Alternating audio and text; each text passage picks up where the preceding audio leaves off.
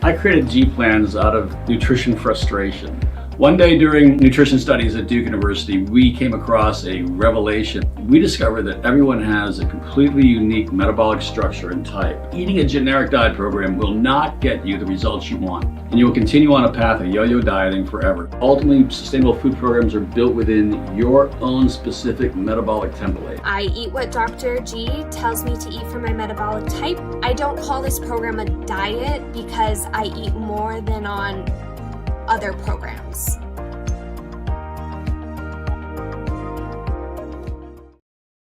Hello, welcome to another Nutrition Masterclass. My name is Savannah. I'm so glad to see you here today. See a couple people checking in already. Hello to you, Constance. And looks like someone else is preparing for garden season again today. That's awesome. I need to get on top of it too. So yeah, tell me a little bit, what all are you growing? But today's presentation, of course, we're going to be discussing how to identify a nutrition fad. So these are going to be things that a lot of the times aren't very science-backed, aren't very evidence-driven, and you might see, of course, in the beginning, you might see some quick weight loss, but that can affect your health. And these types of plans will cause you to gain that weight back in the long term. So we're going to go over some ways you can look for these fads, how you'll identify that. And then at the end today, we're also going to discuss some key things to look for in a very sustainable plan. So how to recognize that as well. So we'll get started here in just a minute. So do want to remind you, if you have any questions, comments that come up throughout our presentation today, please feel free to add those in the chat box and we'll go over that to have a little discussion at the end. Hello to Brenda and Sit Gourmand. Hi to you. Glad to see everybody here, and we'll go ahead and dive right in to our presentation here. All right.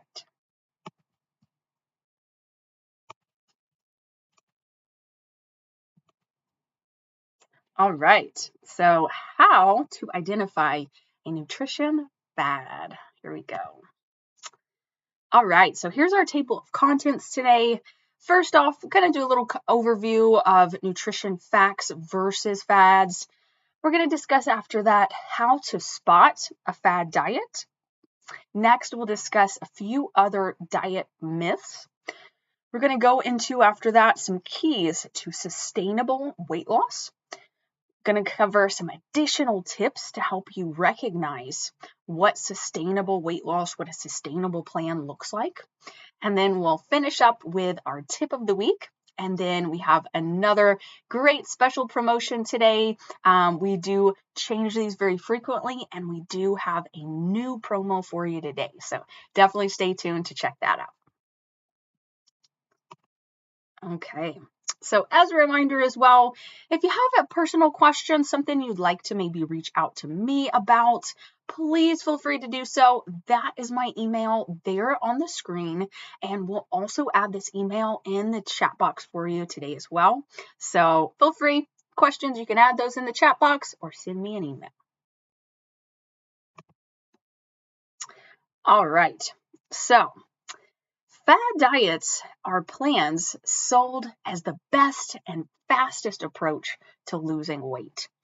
Yet, some of these diets involve eliminating foods that contain necessary nutrients that your body needs to maintain good health. Fad diets are typically ultra-restrictive, lower-calorie diets that promise major weight loss in a short amount of time. However, they don't teach you why you're making changes to your diet in the first place. They also really don't help you to build consistent, healthy habits. It's all focused on something very extreme that you follow for a short amount of time. And because these types of plans also aren't typically based on whole food nutrition, fad diets make you feel restricted, deprived, and fatigued, which leads you to falling off track with that diet. And when you followed a plan like that, that's very restrictive, it tends to slow down your metabolism. And then when you when you fall off track, it's even easier to gain weight back. Because of this, they propose a temporary solution to weight loss. Once that diet is stopped, you gain that weight back quickly. This does occur, of course, for a couple reasons. Like I mentioned, can cause to slow down your metabolism. And those fad diets, they're not focused on that true lifestyle modification, which at the end of the day, sustainability is all what it's about, building those habits that work for you and that you can keep up with, stay consistent with. All right, so few things to look for here and how to spot a fad diet. First off, they're going to have very rigid rules. When you hear strict rules like only stick to certain particular foods, maybe only eat within certain particular times, this can be a sign of a diet fad. Instead of recommending balanced, whole food nutrition, fad diets create seemingly random rules to promote rapid results. Next is they also severely restrict calories. You may drop weight if you're under eating, definitely in the short term, but this is an extreme, unhealthy, and unsustainable approach. You need calories to function, and following a very low calorie plan for a long duration will cause your metabolism to slow down, therefore making it easier to regain that weight that you lost. Next is a lot of these plans eliminate entire food groups. You need protein, carbohydrates, and fats to fuel your entire body.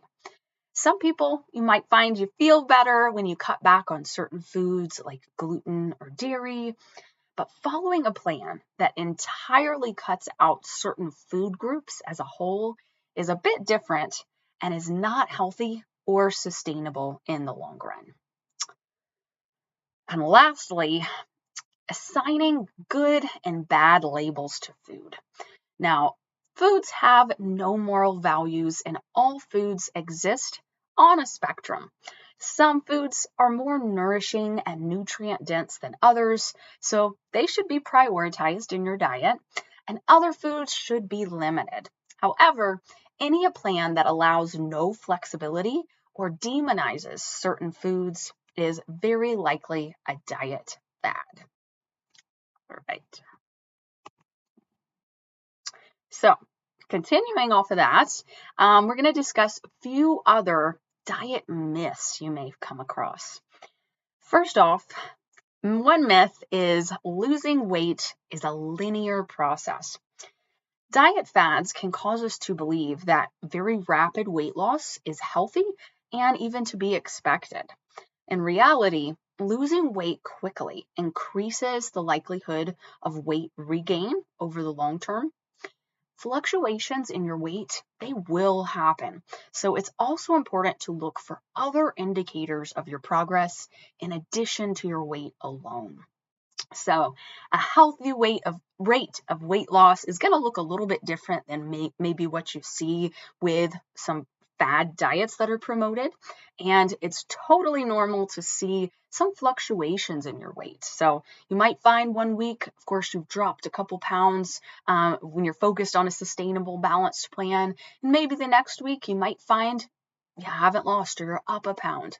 That's totally normal. And as long as the trend over a longer period is that your weight is trending down, that's the ultimate goal. And then there's so many other ways as well. Non-scale victories, measurements, many other ways that you can track your progress in addition to weight. Next is, again, avoiding carbs to lose weight. So while reducing your carbohydrate intake, it can be beneficial for weight loss in certain situations. Avoiding carbs entirely or any other food group is not a sustainable way of eating. In order to lose and maintain your weight, it is important to consume a balanced diet and opt for healthy, whole food sources of carbohydrates to include. And lastly here, A detox will cleanse toxins and promote weight loss. So you might see a lot about different plans that claim that they're a detox, they're a cleanse. There's really little evidence that dietary cleanses do all the things that they promise. If you're looking to rejuvenate your body, focus on eating more whole foods, drinking water, and removing highly processed foods from your diet. So yeah, stick into those whole-based foods. And again, focusing on habits that you can build, a routine you can build, is the ultimate goal to shoot for. All right, so now we're going to cover a few keys to sustainable weight loss. Some things to make sure that you prioritize so that you can really lose that weight, have great progress, and again, keep it off in the long term. First off, we talk about this a lot in our nutrition masterclasses, and it's so important. You have to determine your why. It's important to have a meaningful reason to lose weight. Whether it's your health, your children, your looks, or your lifestyle, identifying your why and searching for ways to maintain your day-to-day focus proves very critical. Before you embark on your weight loss journey, write down 2 to 3 reasons you want to lose weight and get healthier. Anytime you might feel your motivation slipping, refer back to that list and remember why you started. Another great way to do that is just visual cues in general. So if you have something, a quote, a picture, anything like that kind of reminds you of that why, go ahead and put that in a visible place so that you can kind of be reminded of that throughout the day. Next is adopt a healthy, balanced diet. Focus on creating healthy, sustainable eating habits. Focus on portion control and nutritional balance. Skip, again, diet fads, radical diets that promise quick results but rarely deliver sustainable solutions. Focus on, again, eating balanced and avoid skipping meals. Most people do find success with eating smaller meals about every 3 to 4 hours throughout the day. All right, and then next is incorporate some amount of regular exercise. Exercise is helpful for weight loss because it burns extra calories, promotes the creation of lean muscle mass, and triggers the release of feel-good neurotransmitters. Additionally, athletes burn more calories at rest than their sedentary counterparts due to more active individuals' higher percentage of lean muscle mass. So being active, so key to your overall health first and foremost, but alongside a meal plan that you're following, some amount of activity is going to benefit your results tremendously. Lastly, here we have prioritize rest and relaxation. Sleep and stress management are critical to achieving and maintaining hormonal balance. Sleep is beneficial to weight loss because it reduces stress, improves mood, strengthens immunity, and helps to control cravings.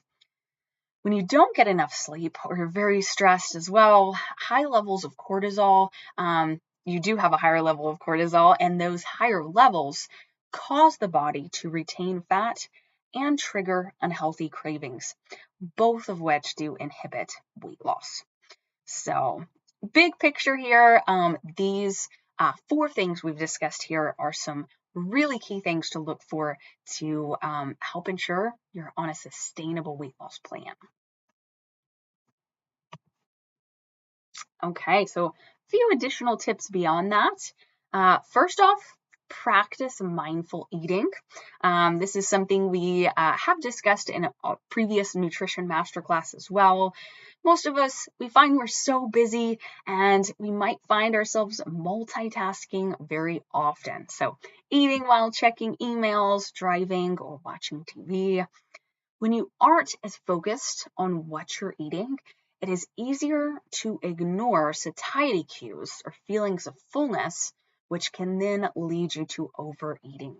So try to be mindful, slow down, enjoy that meal, that snack. Next, prioritize whole-based foods. Including a variety of fruits and vegetables can spice up meals and snacks while also keeping you full longer because of the fiber content. To save money as well, consider buying frozen produce, which is flash frozen at its peak and often has a similar nutrition content to the fresh form of that vegetable, fruit as well. So emphasize those whole foods. Last here is consider working with a health coach. A health coach can help you to create realistic changes that will be sustainable for you and really fit into your lifestyle, all while allowing you to see consistent progress towards your goal over time. So if you've been kind of back and forth, maybe on a lot of different more restrictive diets, you want that sustainable solution and to really figure out how to fit this new lifestyle into your own, working with a health coach is a great way to do that. And that is something we're going to cover today with our special promo, something to look into. We would love to work with you here at G Plans. But let me know, what signs do you maybe look for when determining what might be a diet fad? Are there any key things that kind of stand out to you that show you that maybe something's more of a fad and it's less science-driven? Let me know in the chat box, and I'd love to talk with you about that at the end of this presentation today. All right, so we've reached my tip of the week.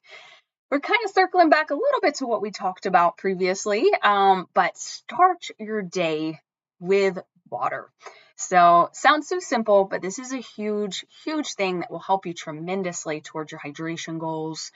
When you wake up in the morning, have that glass of water before anything else. We discussed those tips last week on helping to reach hydration goals. Getting started in the morning with that glass of water is a very easy way to first jumpstart your day, your water intake for the day. And as a whole as well, if you don't start your water intake pretty early in your day, you might find that you're struggling to reach your goal, or you also might find you're drinking water a little bit too late into the evenings, and it's causing you to wake up in the night. We don't want, of course, to affect your quality of sleep either.